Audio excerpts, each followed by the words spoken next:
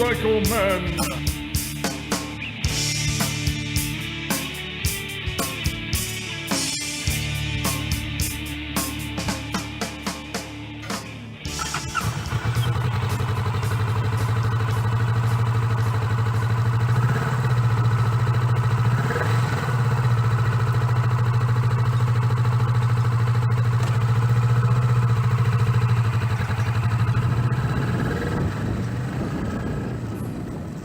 That bike you just heard comes from this gentleman with me now from Levittown, New York, Mr. Chris Geiss.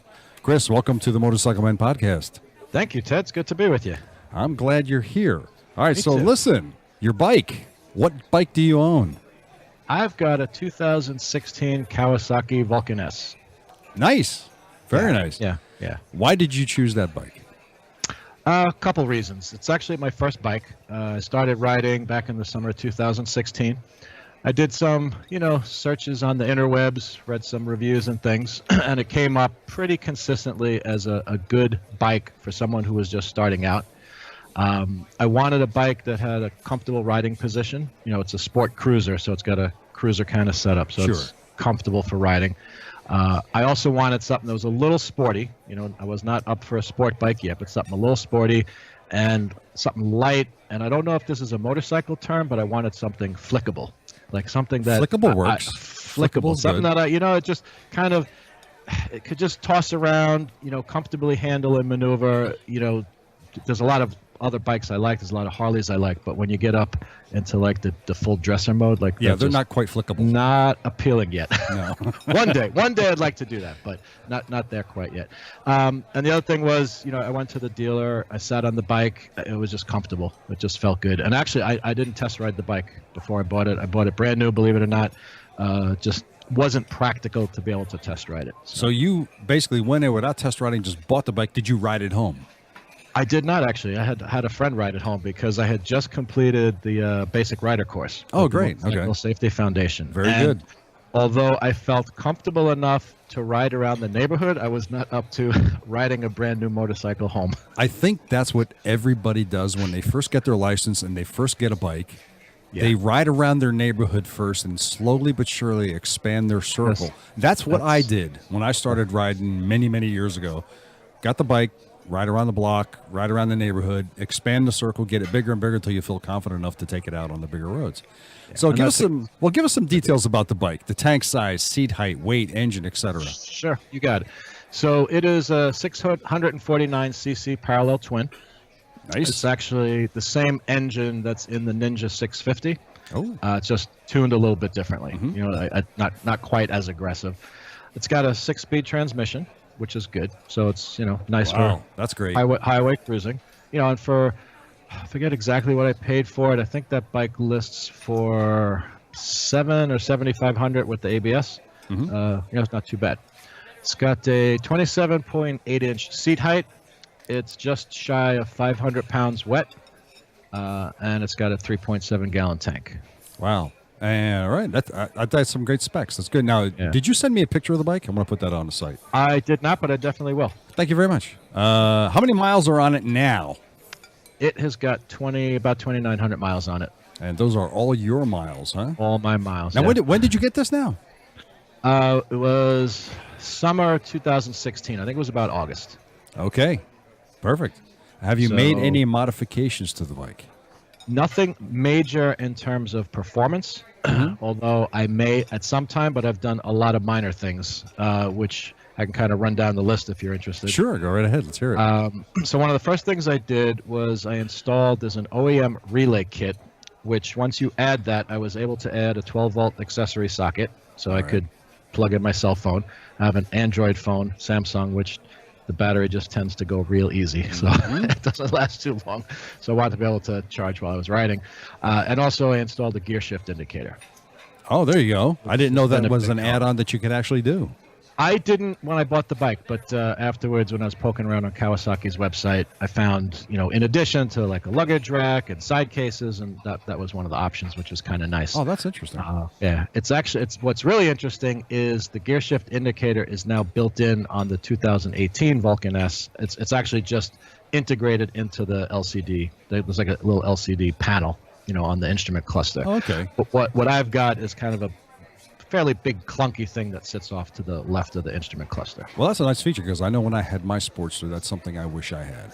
Yeah, because it is nice. That's nice. It helps a lot. What other kind of modifications are you considering? So, at some point I may consider some kind of performance tuning on the motor. I don't know exactly what that would be. Possibly an exhaust modification. My only complaint about the bike is it just doesn't sound that good, and your audience can judge, right, from the sound clip, and you may have your own opinion already, but it's a parallel twin. I'm not that familiar with a lot of motorcycles. I haven't ridden a lot of motorcycles, but my understanding is parallel twins tend to have this sewing machine kind of I was about to say, it says as far as it goes for sewing machines, it sounds pretty good. Pretty good.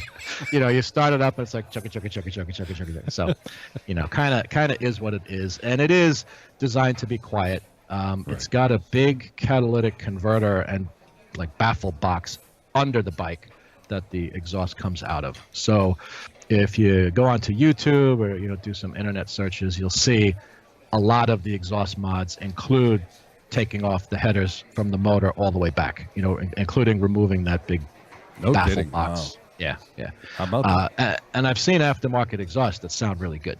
Okay. I just haven't done it yet. I mean, that's something we could maybe talk about another time if you want, but I solved the exhaust problem by buying another motorcycle, so. That should be everybody's worst problem. Like, I don't like the way the exhaust sounds. I'm just going to go get another bike. Yeah. Right. All right. Have you but considered I really like any? This one, so I'm going to hang on to it. Have you considered any comfort upgrades? The only comfort upgrades I've done so far, the seat's actually pretty good, comfort-wise. This, I think, is another problem with maybe not so much twin cylinders, but parallel twins is vibration. So there's vibration in the foot pegs and the handlebars at certain RPMs. So I put foam grips on the handlebars, which has helped a lot. I used to get numbness in the hands and it would get uncomfortable after a while. So that's helped a lot. I thought about maybe highway pegs, crash bars and highway pegs, but I haven't done that yet. Well, from a comfort standpoint, as a guy who has engine guard and highway pegs, I can tell you that when you are cruising on a highway, they excel the comfort level. Okay. Dramatically. Yeah. Makes sense. Yeah. And it looks comfortable when I see guys riding on the highway, like legs out. It just looks more relaxed. It's like extremely you're in a comfortable. big easy chair. Yeah. Exactly. Easy chair recliner. Exactly. Tell us what you like the most about the bike. Probably the looks. I really like the looks of the bike. It's got a really nice color, which is it's called Candy Matte Orange. It's one of the two color options available on that bike. I guess like a lot of manufacturers. So with the Vulcan S, each year, each of the variations, because there's the standard Vulcan S, then there's the one with ABS, then they have like what they call an SE version, which is just some minor upgrades, and then there's a cafe version, and each of those models has like two color choices. So it was this Candy Matte Orange, or I think it was Pearl White. I just decided to go with the orange. So definitely the looks of the bike. It's comfortable. I'm 6 foot tall, so it's lower than I need, but I mean, it's very comfortable. It's like sit at a traffic light, legs out, very comfortable sitting position, light turn screen, give it some throttle, feet up, and off we go. I assume that you can flat foot the bike, no problem. Very easily flat foot the bike. Yeah. No, that's a good thing. The funny thing is on the Motorcycle Man website, we have the Chrome Poll page, and if you visited it, you'll notice that one of the recent questions that we have on there is about the bike that you want to buy, and comfort outranked performance in the poll. So it would figure that you would say something like that, because it's common. What type of riding do you do with this bike, and how does it perform? Generally, like the longest rides I'll do is 1-2 hours at a time, because that's what I can manage. I love riding as long as I can, but it'll usually be on the weekend. like a Saturday morning, Sunday afternoon, sometimes a weekday evening, I'll go out for a couple hours, cruise to the beach, just find some nice back roads through the woods, that kind of thing. Unfortunately, Long Island, we don't really have any mountains, which I would love to be able to ride through the mountains. But it's mostly that, like hour, 2 hour kind of ride. Well, what's the longest ride you've done? The longest I've done is I don't know if you probably, I know you know the guys at Loud Pipes. They had done a meetup last summer, and so I met up with them in Eastern Pennsylvania. So took the bike for a three day weekend. And so you took the Vulcan S out there in Pennsylvania, right? Yeah. How was that on that trip? It was pretty good. Comfort wise, like no back issues or anything like that. Like I said, the vibration was getting to me from time to time. So I actually, before that trip, had purchased a very simple throttle lock. It's basically like a little vice grip, right, that goes on the throttle, and you just kind of press it forward so it, leans up against the brake. I have exactly the same thing. Yeah, okay. And it works pretty well. So the, at least... poor man's cruise control. Exactly. I think it was $7 on Amazon or something like that. So it's actually nicely designed. It's nicely done. So that hop, if my hand was getting numb or whatever, I could just kind of drop my throttle hand, kind of shake it out a little bit. But that was basically it. And I was going, probably 2 hours, something. I'd stop, get gas, just stretch a little bit. Yeah. And it was interesting because that was my first ride off the island, and really my first ride dealing with city traffic. So that was interesting. So you went through New York City. I did. Okay. Yeah. I ended up going. I went up across the what do you call it? Not the Triborough. The Tappan Zee Bridge. Okay. Because I kind of wanted to avoid all that nonsense with like the Cross Bronx Expressway and Understood. stuff. But even so, I managed to find every obstacle I could. First it was traffic, then it was back up because a car was on fire, then there was something else, some kind of fireman's parade or something. So right. Wow. All this traffic. And I wasn't up to the point of being willing to lane split or anything, so there was kind of a lot of stop and go. Your better way to go would have probably been go the Verrazano Bridge across Staten Island and then grab 78. It would have been probably a better way to go. I think next time I might do that. Yeah, there you go. I have a feeling that'd be better. For those of you who have never been to the New Jersey, New York area, that's like the worst place you could possibly go with a motorcycle, by the way. That whole area. It's challenging for sure. It is definitely challenging. So tell us, why should someone get this bike, and what kind of person should get this bike? I think that the reason someone would get the bike is they'd have to like a cruiser style bike, right? So, because it definitely fits that pattern. But it is a good all-around bike. Now, I don't know if you've been paying any attention at all to, I think his name is Robert Pandya, who started this Give a Shift campaign. Of course. And I think part of that was a discussion that let's not talk about beginner bikes anymore. Exactly. Let's talk about lightweight, middleweight, heavyweight bikes. Exactly. So, this bike, being a 650, I guess maybe it's a light middleweight, Okay. But it's a good, and my experience, right, because I bought it off the showroom floor, never rode it. A friend rode it home, and then I just got on the thing and, did do the BRC course, but, basically taught myself to ride and successfully. Right. So the bike is good because the throttle response is very tame. So, like, I definitely didn't want a motorcycle that if you did a oopsie on the throttle, you'd wheelie, right? Right. I didn't want anything like that. So it's not a problem there. It's smooth the throttle application, but if you get on it, I mean, it's a 650. Like I said, it's the motor from the Ninja. It will move. Right. It's not going to quite throw you off the seat, but you'll feel it if you really get on the throttle. Great. So basically, this is a great bike, a light, like you said, a midweight bike that would be good for a new rider. Yeah, and also something that you can grow into. I hardly feel like I fully mastered the bike. It handles very well. Like I have not pushed this bike to its limits. Not that I would on roadways. That's a track kind of thing to do, in my opinion. But I'm sure the bike has way more capability than I do as a rider right now. Right.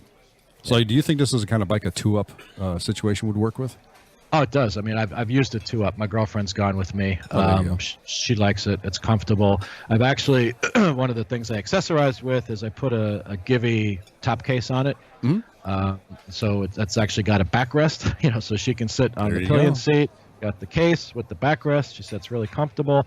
I actually have Gibby side cases I haven't used yet. I was hoping we're going to do a weekend trip together one of these times. We could go 2 up. Of course, she has her own motorcycle now, so that's there you go. That's a separate issue. But it's nice. The side cases have handles. She could kind of hang on to if she wanted. So you could really out-equip this bike really well with the cases and the racks. Did you put a windshield on?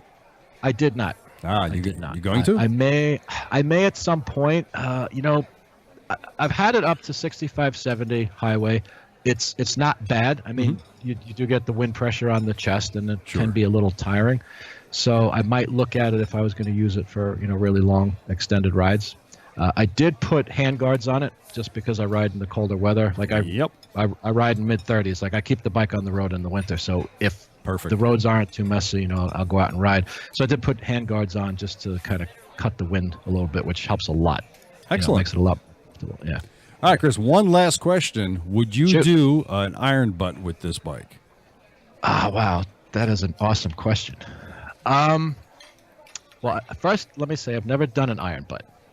The idea is appealing to do an iron butt.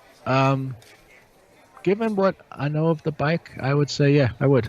There you go. I will. Perfect. Well, then we're gonna hold you to that now. Uh-oh. All right, Chris, I want to thank you very much for joining me here on Rider Rides for the Motorcycle Men podcast. My pleasure. All right, sir. You take care of yourself. Okay, you too. If you'd like to be featured with your bike on Rider Rides, here's what you do. Go to the Motorcycle Men website at www.motorcyclemen.us. Go to the episodes page and fill out the form and submit. If selected, all you have to do is provide us with a soundbite of your bike, and you'll get a one-on-one interview with your host. Thanks for listening, and keep on riding.